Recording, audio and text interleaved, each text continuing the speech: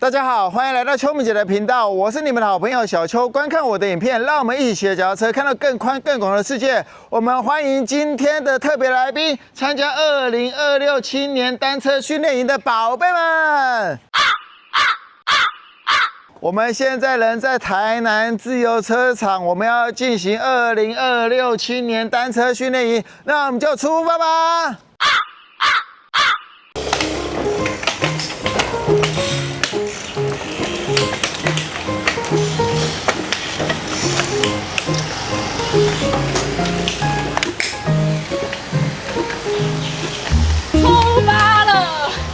2026青年单车训练营开始了，这是为期2天的训练课程，很充实哦。早上先骑二寮观日亭，然后下午到隔天整天都会是室内的课程。我们来看看这2天会有什么充实的课程，尤其我们有请到科恩制药的主将 Ivan。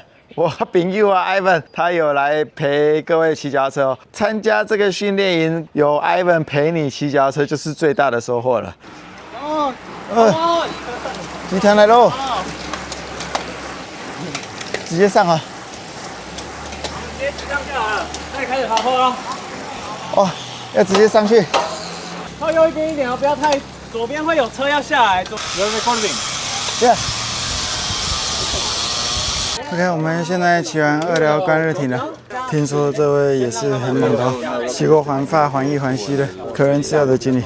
我们算是爬完第一次二寮观日亭，等一下我们会在二寮观日亭这边做一些爬坡教学跟下坡教学。 I think in the climb you go a little bit slower, and in the flat a little bit pushing more for go too fast, and in the downhills go with careful. See the line in the corners. In the start of the corner go slow, and in the final a little bit faster. We can go to do the comb in Strava, the climb. 他要带你们一起来破一下 Strava 记录。Strava segment 2.49 kilometers, 4.1% average gradient. Where start the comb? I will show you the start, the end, and from here 100 meters. 我们希不希望看到 Ivan 一起来帮我们破 Strava 记录？希望。等一下 Ivan 会刷 Strava 啊，各位有能力跟的就尽量跟哦。我们来看一下世界级的水准是怎样。So Ivan, fighting! Ivan. The Strava segment is down here and after the bridge. 3, 2, 1, go! Go, go, go, go, go! 这很紧哦，现在很紧哦。Ivan 太强了，Ivan 还游刃有余。哇，Ivan 拉开了，哇，后面已经 K 掉了，强哦强哦，这就是世界级的水准了，领先陈璇约25秒。我这边看得到，还有照 Ivan 就好，照 Ivan 就好，没有？900 meters， 世界级的水准啊！陈学院，你要被刷了800 meters， 好，800公尺，700 meter， 600 meters， 强哦！世界级的水准，已经领先陈学院31秒了。500 meter， 看来你后面都不见了。400 meter， 即将刷卡前面2个项目。340， 领先38秒、39秒。300 meters， 好嘞好嘞。200 meter， go go go go go go， 200 meter， 100 meter， 100 meters， 50 meter left side。OK。4分11秒啊！还没过吗？过了。OK， easy。Ivan, congratulations for the Strava KOM。4分真的。165. 465啊。Full gas。Really good, really. 顶尖的水准啊，4分半465啊。你看 Ivan 也会按 lap 吗？所以要会按 lap 哦。经过了一番努力后，我们骑了3次的二寮观日亭，由此可知，2026青年单车训练营上。好，我们在东城酱油这边结束今天的训练了，这就是剩下的就是市区了，市区慢慢学去。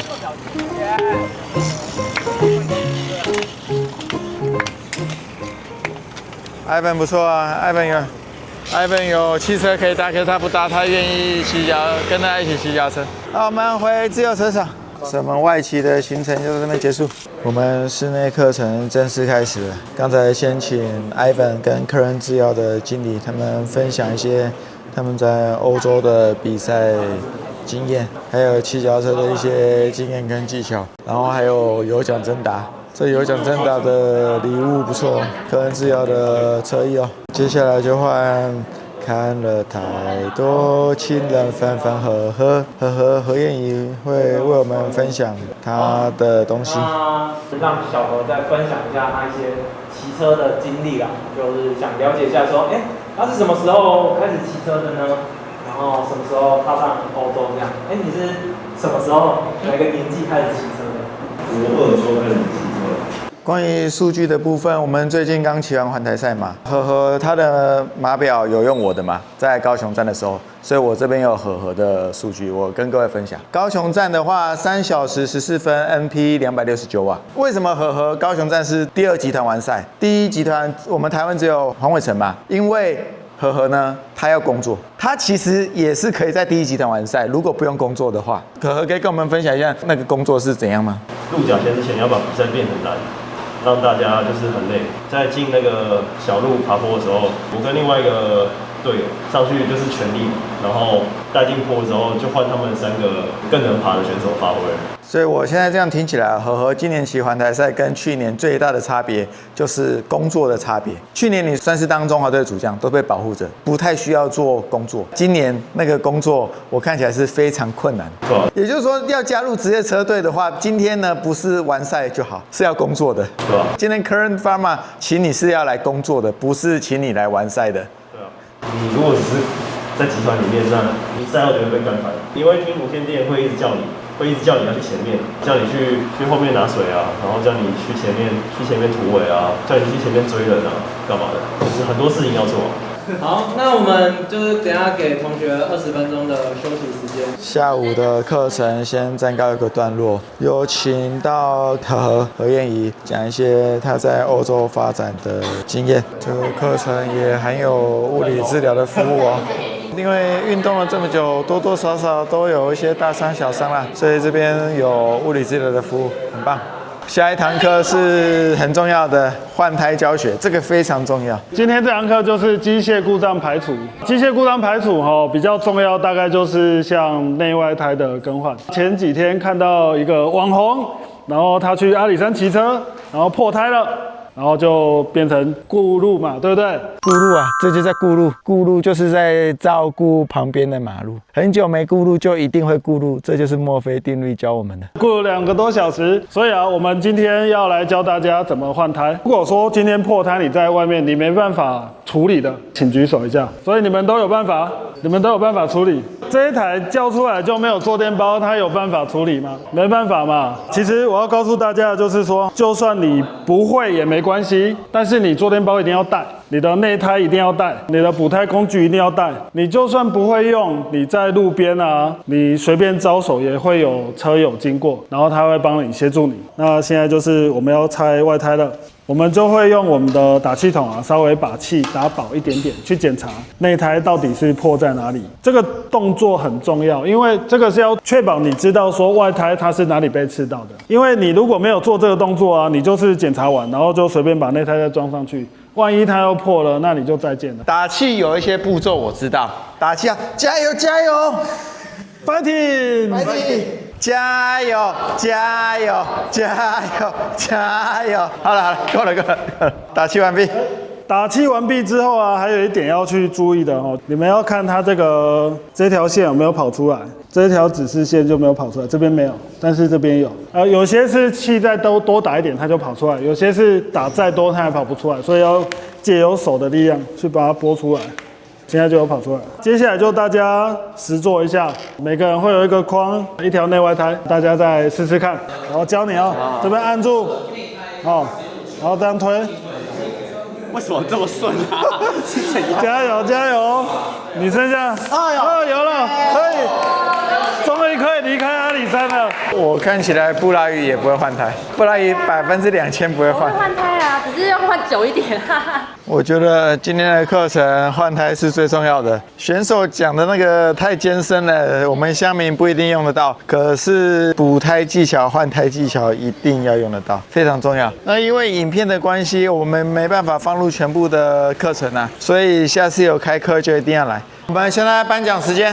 没有，我要破的来，先过来。我们感谢史瓦比代理商鼎成啊，赞助我们内外台还有帽子。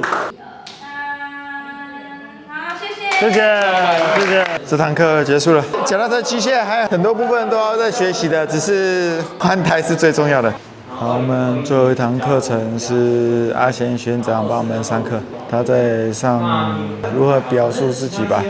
你们有去日本比赛的时候，就有这样的记录被记录下来。在找专业车队的时候，就会看你这个 Pro Cycling State， 就会知道哦，你是有在比赛有记录的。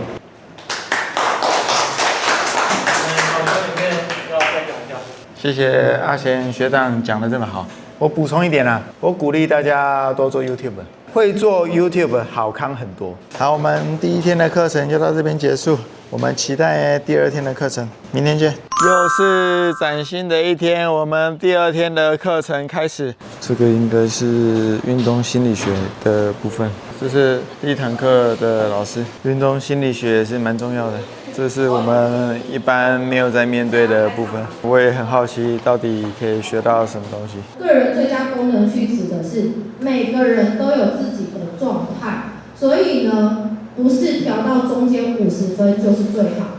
我调查一下，你希望比赛中有人大喊“柯鸿生加油，柯鸿生坚持”，你希望大家叫你名字的请举手。啊，是，不举手是怎样？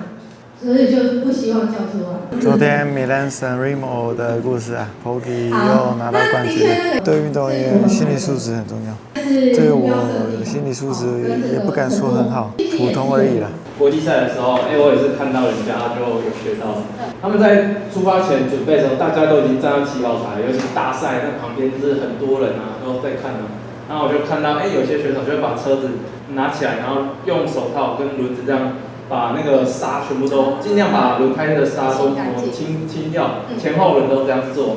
那我后来也都会蛮习惯这样做，就是在等待前，你可能会稍微有点焦虑，我就先不想，我就专注，就是把这个轮胎上面的沙石啊清掉。我觉得有一种感觉是，就保佑我今天不会爆胎。我们第一堂心理课的课程结束，讲一些心理的相关的运动心理学。下一堂课是控车练习，控车技巧还是很重要的。在还没开始上课之前就有人摔车了，就代表这个控车需要加强。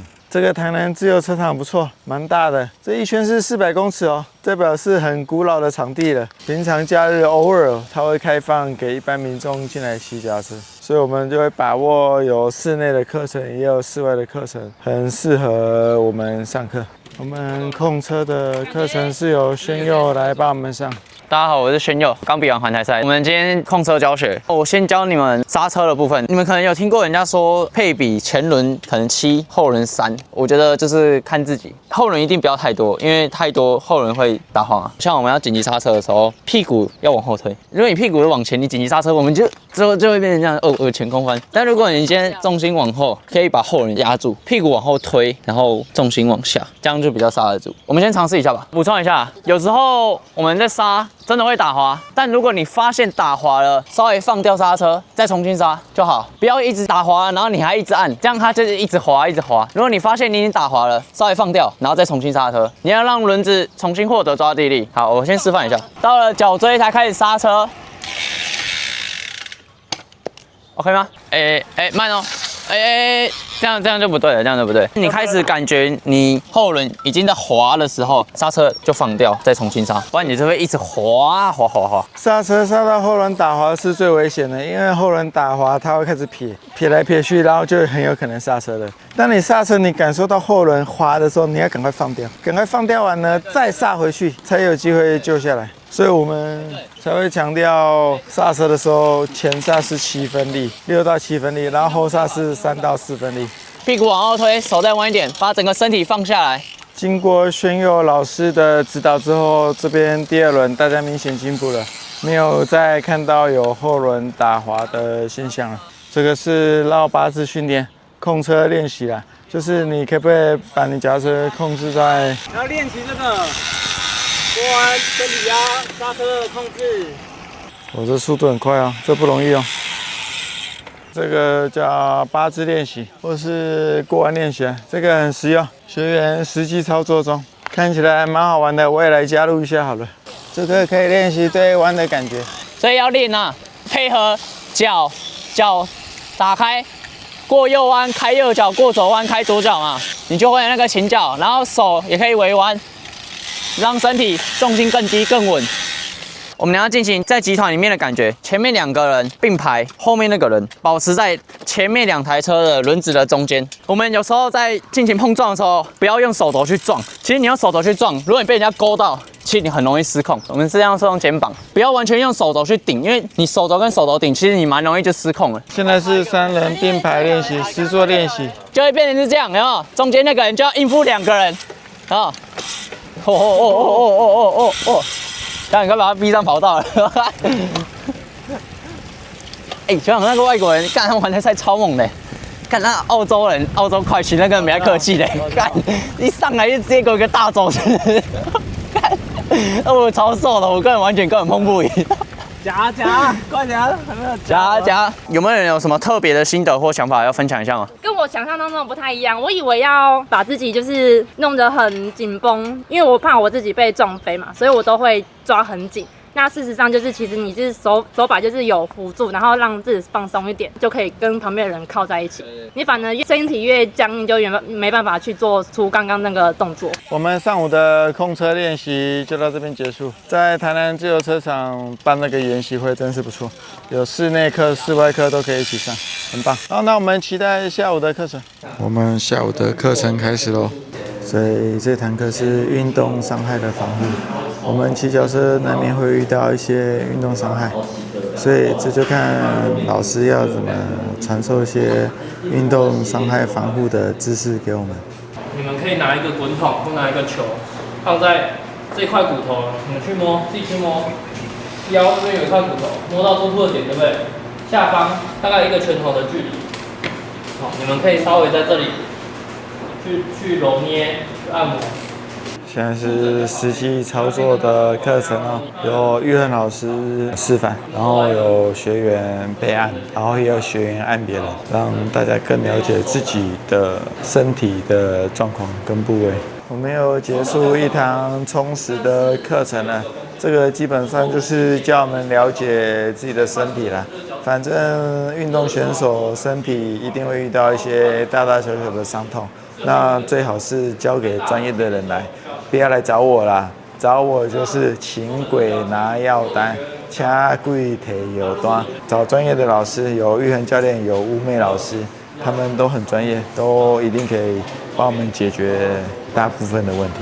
现在是让年轻人练习自我介绍，怎么在大庭广众下介绍你自己，这很重要。趁各位同学在进行自我介绍的时间的空档，我们来介绍一下本部影片的赞助商石墨烯链条润滑油。石墨烯，新材料之王，润滑可分为一般油品的液体润滑，而在润滑油成分中添加石墨烯，有效补足固体润滑。2为奈米材料，石墨烯在润滑油中增强润滑，具以下特性：降低摩擦力，轮盘转动运作时更顺畅省力，降低链条磨耗，延长链条寿命，填补表面粗糙处，使骑行更顺畅。简单来讲，就是很厉害的润滑油啦，很猛的润滑油，很好用的意思啦。超级黑科技，这一罐哦，定价1200元。我们来抽出6罐石墨烯链条油。想抽的底下留言，关键字石墨烯，抽出6位，那真的是不好意思，以会员为主啦。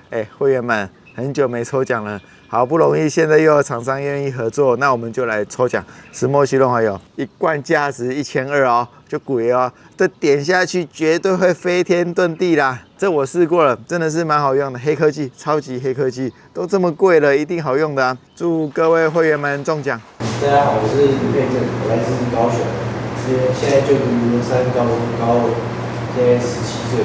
在这么多小选手里面，希望未来可以看到大物哦，期待可以看到未来的潜力新秀。所以我非常认同台湾单车学院的方式，培育台湾的下一代，一定要一代接一代啦，不然呢，靠我们这些老的，要靠一代接一代，下一代靠你们喽。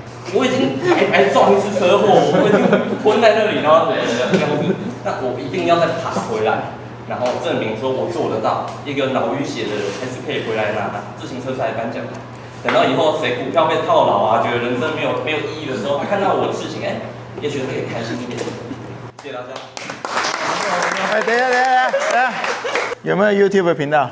没有，我觉得你最有前途呢，考虑一下去创个 YouTube 频道。那我看起来你骑脚踏车天分可能普通，可是做影片绝对有天分，可能比我还强，值得栽培一下。我们2026青年单车训练营就到这边告一个尾声了，为期2天1夜的训练营很充实。我们有去骑脚踏车了，骑了2寮观日亭，而且是跟世界级的车手 Ivan 一起骑脚踏车哦，而且我们亲眼见识到了 Ivan 刷 Strava 给我们看。Ivan 2寮观日亭骑4分21秒，平均功率465瓦，这个是非常快的成绩，应该没有台湾人可以骑得到。我的观察是这样。这个青年训练营大部分都是青年参加居多嘛，小朋友参加居多，非常值得来参加，可以学到很多东西。以前我们骑脚踏车就是学长学弟制，学长心情爽就教，心情不爽就不教。青年训练营很多课程都很丰富，各方面的课程都有加进来，让小朋友能够除了学习骑脚踏车之外，还有学习到方方面面的知识都有，绝对是帮助很大的，比你自己上网做功课都还帮助大。你来这边上课就可以学到很多东西。2026青年单车训练营是由台湾单车学院所主